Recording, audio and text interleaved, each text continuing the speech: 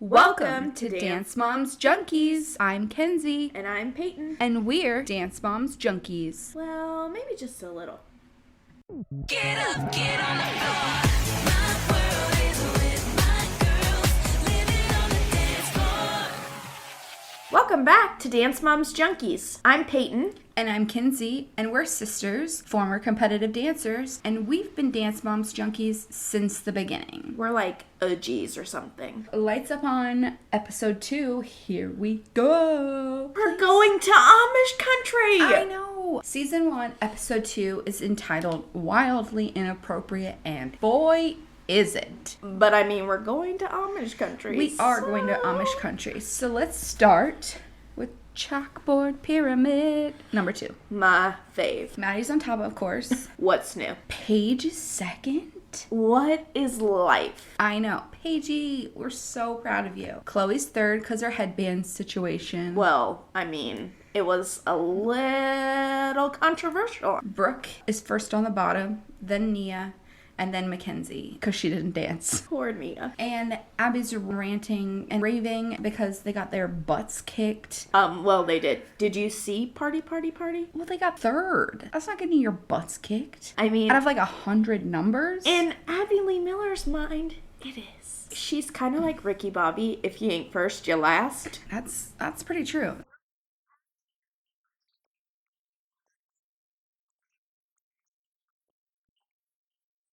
They got an L on their forehead.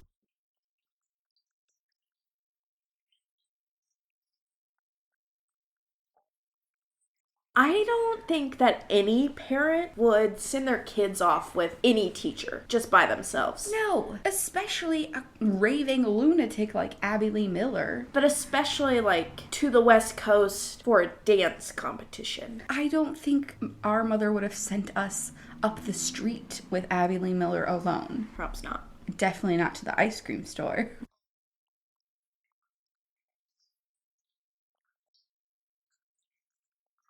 And I'm low-key living for that.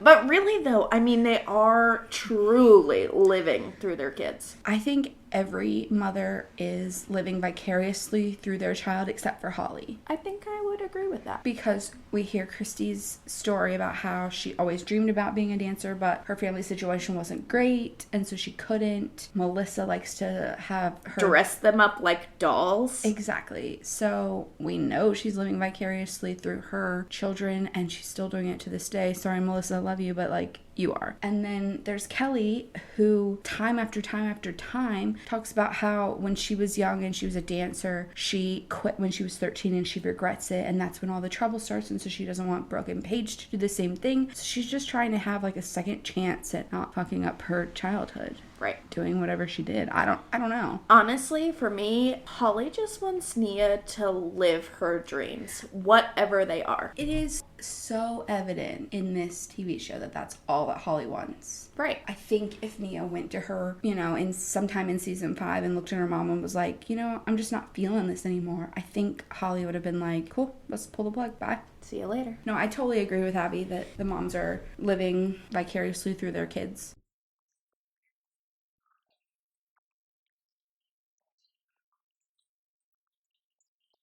Well, I mean, you shouldn't, because all of them are very smart. They just are portrayed really dumb. We know you're better than this. At this point in the episode, she's asking them about how they could have improved, but really all we see is her asking Nia how she thinks she could have improved. And Nia is so poised, and she just says, yeah, I think we could have improved. And Abby asks her specifically what she needs to improve on, and she says, pointing my feet.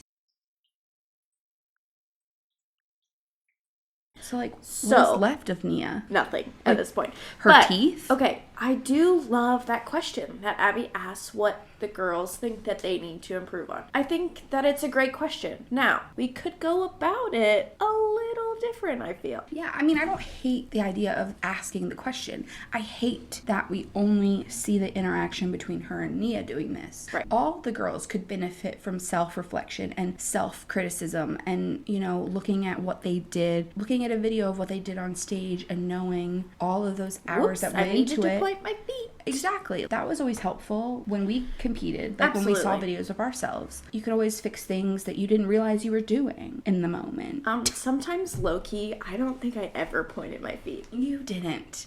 No, you did. You have beautiful feet. So it's fine, Nia. I'm on the same boat.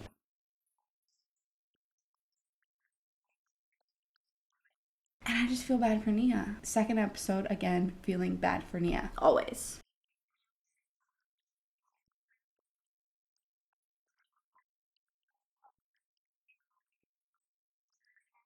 And Mackenzie's just sitting next to Rolling her eyes. For Jesus. Rolling her eyes and making faces for Jesus. That is my favorite part of It's so all cute. of her interviews. It's so cute. She's just rolling her eyes at Maddie.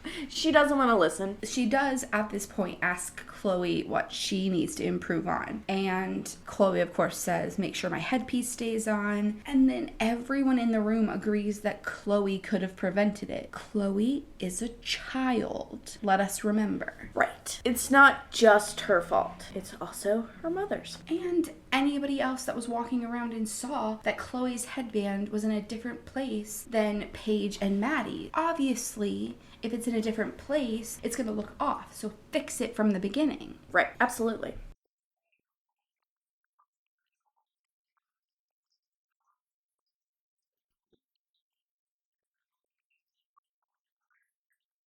But didn't you just say you were? Like, what? It's literally my... I love it so much. Little baby Chloe. So then we learn that the second competition is Star Quest Dance in Lancaster, Pennsylvania. I've never actually heard of that competition. I had never either. But I also live under a rock.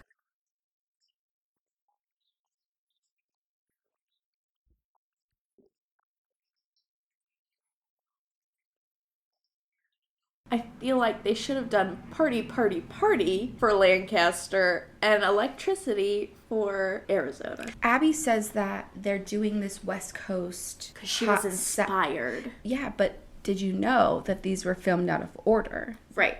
That Lancaster was actually the first episode originally, and the original first competition wasn't. So she wasn't inspired by that competition. Your girl's lying and out here trying to make the children look like prostitutes. So we learn that they're doing electricity with Brooke, Chloe, Paige, Maddie, and Nia. No Mackenzie again. We at this point learn that Maddie's going to do one of her solos and Chloe's going to do one of her solos. Later on, we find out that this is Maddie's iconic cry solo, and it's in the lyrical genre, and then Chloe's is the Baby Mine solo, and it's Which I musical. love. And it's musical theater. I don't understand how it's musical theater, but I think it's a beautiful piece. It's so cute. It is not musical theater. Well, she just likes to label a lot of things, I think, as musical theater when they're not. Well, I mean, I think she does the same thing in the early seasons with like hip hop. No, sweetheart, that's jazz. Right, absolutely. With sneakers. Then later on in the episode, we find out that there's going to be a duet. So we'll talk about that when we get to it. do.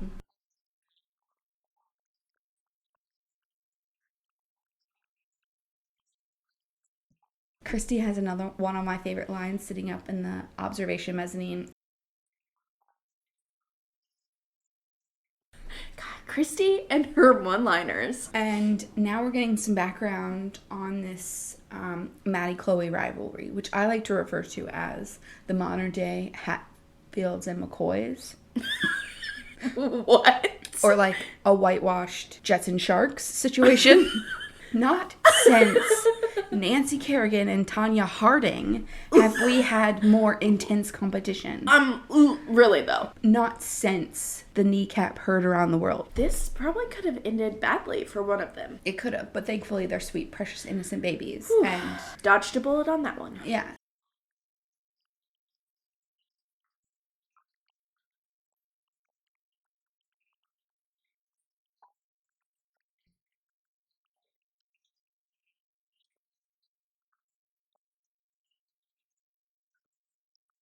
Okay. So, let's back it up a little bit. Motivate her to her star potential. That doesn't mean tearing other people down. Oh, I absolutely agree. That's not motivating. And I think that especially in the earlier seasons, Holly is such a good example of Absolutely. this and such a good advocate for this.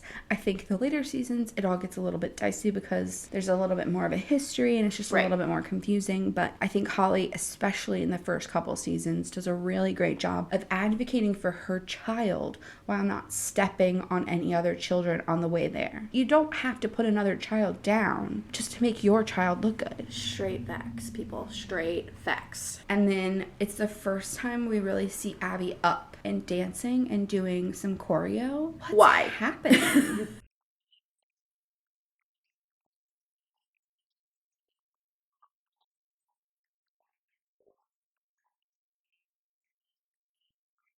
And Melissa, of course, does not say a frickin' word. She just sits there because she knows that they're right. Right. She knows that's true, and she doesn't have an argument about Exactly. it. Well, because she doesn't care, because Right. she's getting what she wants. Her daughter gets all the attention.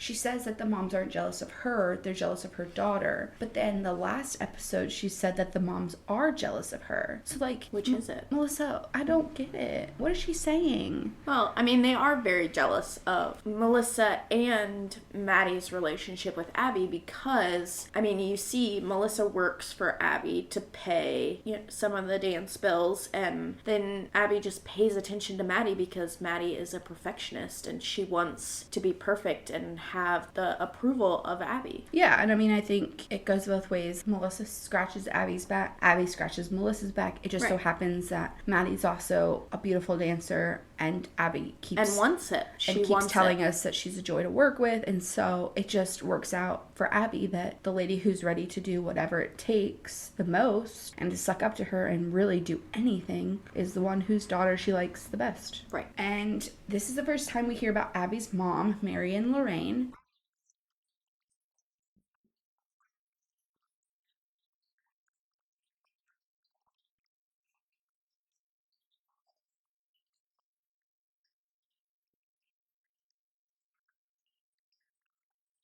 She didn't want to be a dancer on stage. She wanted to be behind the scenes. And to start her own company at 14 is kind of impressive, I guess. Yeah, I mean, I've got a lot of questions I because don't know. Did she really start her own company though? Or did she just teach a couple classes. help her mom? My thing is, if you started your own company, did you pay rent at a dance studio? Were you teaching classes every Right. day? Did you have your own recital? Or was this in conjunction with your mom's? I'm not discounting that at 14 to go off and be your own choreographer is amazing. I'm just confused what was the actual situation. I'm gonna go out on a limb and just say Abby just taught a few classes here and there and helped her mom. She didn't actually start her own company at 14.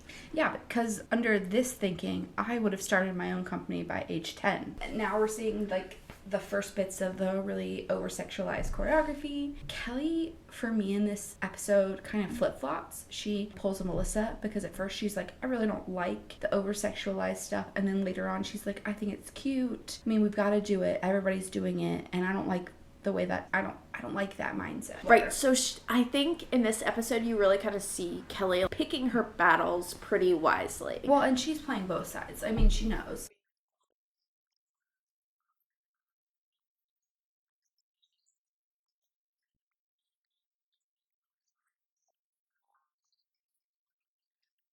We out in Amish country. Buggies. Horse and buggies, Yeah. people. They And- make their own furniture. It's amazing. And cheese. And like everything. It's awesome.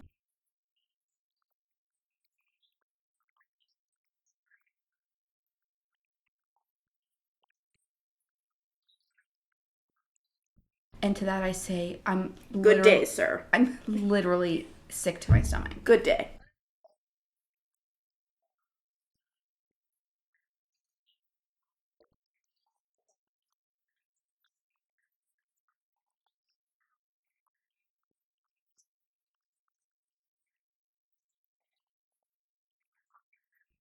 So Abby doesn't have her own kids. Shocking. And America takes a collective sigh of relief. Pretty much. I mean,